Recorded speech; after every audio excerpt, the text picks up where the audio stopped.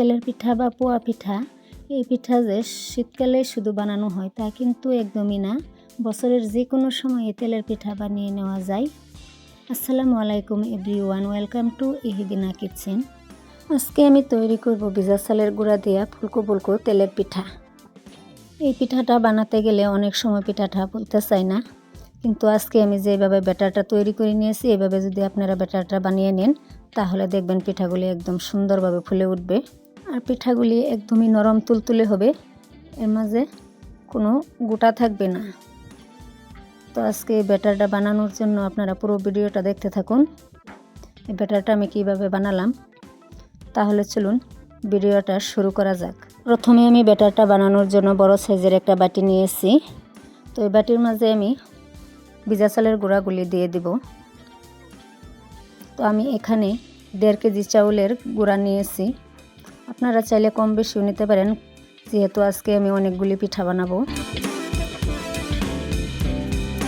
তাই আমি বেশি করে গুঁড়াগুলি নিয়ে নিলাম, একবারে বানিয়ে নিব। তো দেখতেই পাচ্ছেন আমি অনেকগুলি গুঁড়া নিয়েছি। তো এখানে আমি দিয়ে দেব সুজি, এরপর আমি দিয়ে দিব আগে থেকে গুঁড়া করে রেখেছিলাম আমি চিনি, সেই চিনিটা আমি দিয়ে দিলাম।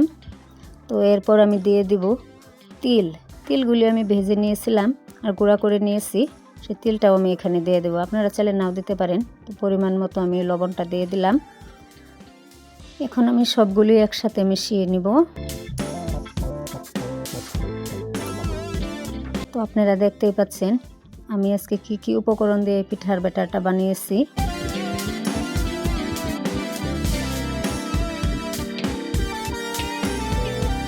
এখন আমি দিয়ে দেব এখানে আগে থেকে গুলে রেখেছিলাম ময়দাটা আমি পানির সাথে মিশিয়ে এইভাবে দিয়ে দিলাম। তো এখন আবারও দিয়ে দেব আমি ফুটন্ত গরম পানি। আপনারা অবশ্যই এই তেলের পিঠাটা বানানোর জন্য ফুটন্ত গরম পানিটা নিয়ে নেবেন, তাহলে দেখবেন পিঠাগুলি অনেকটাই সুন্দর হবে, ফুলকো ফুলকো হবে আর বানানো খুবই ভালো লাগবে। অনেক সময় দেখা যায় পিঠাগুলি ফুলতে চায় না, কিন্তু ব্যাটারটা এইভাবে বানিয়ে নিলে দেখতেই পাচ্ছেন আমি কিভাবে ব্যাটারটা তৈরি করে নিলাম। এইভাবে ভালো করে এটাকে ময়াম দিয়ে নিতে হবে, তাহলে পিঠাটা অনেক সুন্দর হবে। আর অবশ্যই আপনারা ফুটন্ত পানিটা ব্যবহার করবেন, তাহলে পিঠাটা দেখবেন অনেকটাই সুন্দর হবে। তো ব্যাটারটাকে আমি এইভাবে হাতে মুধে আমি এটাকে সুন্দর করে নিয়েছি। তো দেখতেই পাচ্ছেন ব্যাটারটা কত সুন্দর হয়েছে। বেশি পাতলাও করবেন না, একদম ঘনও করবেন না।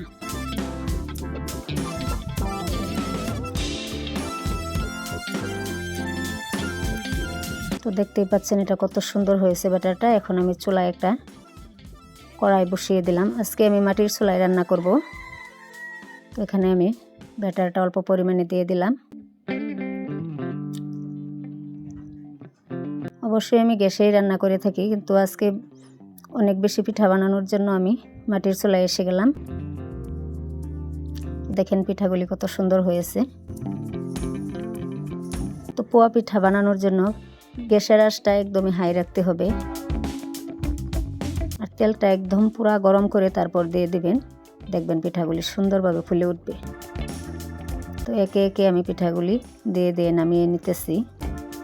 দেখতেই পাচ্ছেন যেহেতু আজকে আমি অনেকগুলি পিঠা বানাবো।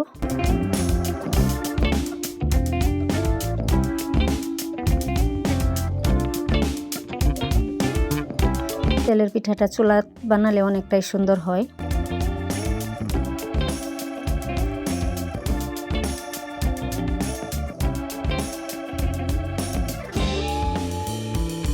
দেখতেই পাচ্ছেন কত সুন্দরভাবে ফুলে গিয়েছে। অনেকেই কিন্তু এই তেলের পিঠাটা বানাতে পারে না। আজকে যেভাবে ব্যাটারটা বানিয়েছি আমি, এইভাবে ব্যাটারটা বানিয়ে আপনারা এই পোয়া পিঠা বানানোর জন্য ট্রাই করতে পারেন। অনেকটাই সুন্দর হবে আর পিঠাগুলি খুব ফুলকো ফুলকো হবে।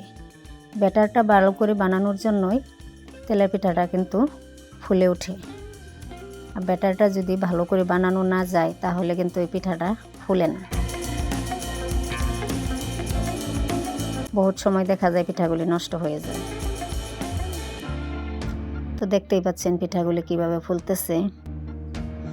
অবশ্যই আপনারা এইভাবে ট্রাই করবেন। এখানেই আমি বলে রাখি, যারা যেখান থেকে ভিডিওটা দেখতেছেন, যদি ভিডিওটা ভালো লাগে তাহলে লাইক কমেন্ট আর বন্ধুদের সাথে শেয়ার করে দিবেন। আর আমার চ্যানেলে যদি নতুন হয়ে থাকেন চ্যানেলটাকে সাবস্ক্রাইব করে দিবেন। তো আজকে আমি ভিডিওটা এখানেই শেষ করলাম। আবারও দেখা হবে নতুন আরও একটা ভিডিওতে। সবাই ভালো থাকুন, সুস্থ থাকুন। আল্লাহ হাফেজ।